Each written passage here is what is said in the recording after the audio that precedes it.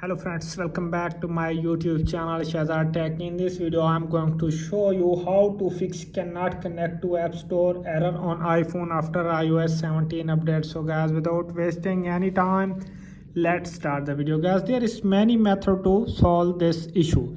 First method is to check that you have connected with strong internet connection. So just simply tap on settings here.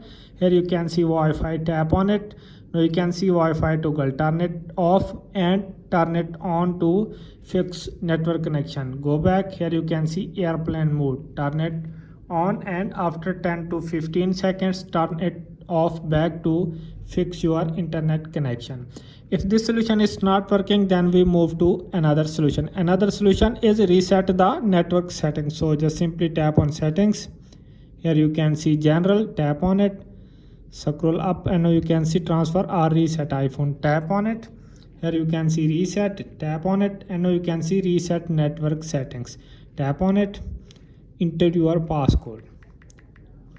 After entering passcode, you have pop-up reset network settings, tap on it to reset network settings to fix your problem. If this solution is not working, then we move to another solution. Another solution is force restart your device. So for force restarting, press the volume up button, volume down button, and press and hold the power button until you see Apple logo appear, and then release the power button to turn on back your device and fix your problem.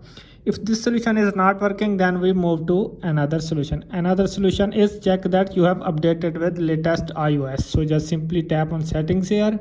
Here you can see general, tap on it. Now you can see software update, tap on it.